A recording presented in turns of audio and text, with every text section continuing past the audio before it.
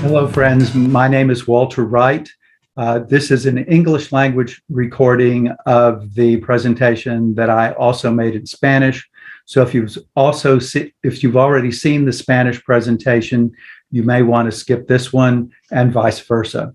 I want to thank Lillian Vargas and FIME and Daniel Martinez and Todo Sobre Mediación for this invitation to be with you. The title of my chat is The Lessons That Professors and Teachers in the United States have learned during the last 3 years in order to adapt to the digital world. As a professor and teacher of mediation, I work in 3 contexts. First, I'm a professor in the Legal Studies program at Texas State University in San Marcos, where I teach 6 courses a year at the graduate level, and 2 of those courses are mediation courses. Second, I'm an adjunct professor of mediation at the law school at the University of Texas, where I teach 1 course a year in mediation from August to December. Third, I'm a teacher of mediation courses for 2 dispute resolution centers in Texas. One in Austin, which is Texas's capital, located in Central Texas, and one in Conroe, Texas, which is near Houston. I teach 3 courses a year for the center in Austin and 1 or 2 courses a year for the center in Conroe. I'll speak first about the mediation courses I teach at the 2 universities. At the universities, we've been teaching in-person classes again since August of 2021. Before returning to the in-person classes, we had the experience of teaching classes virtually from March 2020 to the beginning of August 2021. For me, the big surprise about these classes that we taught virtually was that they actually went well. The demands of the pandemic forced me, and they forced the students to adapt very quickly to the Zoom platform without missing many classes. I wanted to keep teaching my classes, and fortunately, the students wanted to keep learning. So it was basically easy to learn to use Zoom, and it was easy to learn how to record a course and then upload it to the platform that each of the universities maintained. In my experience, the virtual classes were not as rich as the in-person experience, but they also weren't bad. It wasn't a disagreeable experience. We were able to communicate with each other well. We were able to create breakout rooms so we could have the role plays quite easily. And the bottom line for me was that the students seemed to like the classes. Their evaluations of the classes at the end of each semester were quite high. There was one important difference between the classes at Texas State and the classes at the University of Texas. At Texas State, the university did not require students to keep their cameras on during class.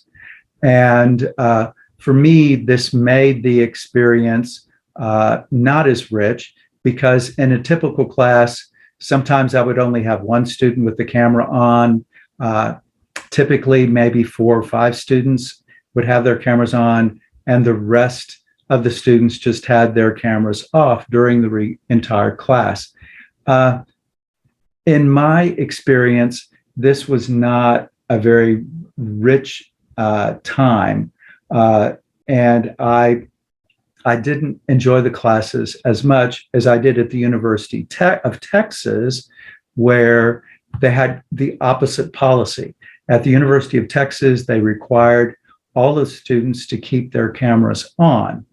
And I thought this was a much richer experience. The students and I communicated more frequently and I think more deeply with each other. And the students also had the same experience with each other. Now that the universities have returned to in-person classes, there is one lingering effect of the virtual classes. All professors and all students now know about Zoom, and we know that it's easy to record a course and then upload it to a video platform that universities maintain. And so when students know they're going to miss a class, they will often contact me and let me know and kind of assume that I am going to be willing to record the class and then upload it to the platform for videos. I'm actually willing to make this accommodation. I don't mind it because I know students' lives are very difficult still. And in general, the universities are willing to accept this accommodation for students. But there is a risk about this type of flexibility because some students will try to abuse the flexibility by missing a lot of classes, which the university absolutely does not allow. And so at both universities, there's a policy that any student can miss up to 2 classes per semester and watch recordings of those classes, but no more. Going on to the dispute resolution centers, we've had very good experiences at the dispute resolution centers, and the centers have been able to keep their normal course schedule. The big difference between the universities and the dispute resolution centers, at least for the moment, is that they are maintaining virtual classes. And there are no current plans to return to the in-person classes. Why? Well, the universities have learned, the dispute resolution centers have learned, first of all, that doing classes online does not require as many resources of the center as doing classes in person. And they also have discovered the advantage of being able to recruit new students for their classes from throughout the state of Texas, and sometimes even from other states. I've enjoyed this as well because I can recruit coaches for the role plays easily, much more easily than I could beforehand, because I can go throughout the state and even the rest of the country. In fact, one of my best coaches is someone who lives in California. The students also seem to enjoy these classes because they don't have to spend any time on the highway. And so they don't spend any time caught in traffic, and they can wear more comfortable clothes than they might otherwise have to wear if we were in an in-person class. The custom among the dispute resolution centers is to require the students to keep their cameras on so we can monitor attendance more easily. The attendance requirements are very strict. As a result, at least in my opinion, it makes the teaching experience and the student experience more rich. During the enrollment for these courses, the dispute resolution centers find out from the beginning whether any students have any limitations in their ability to participate in an online course.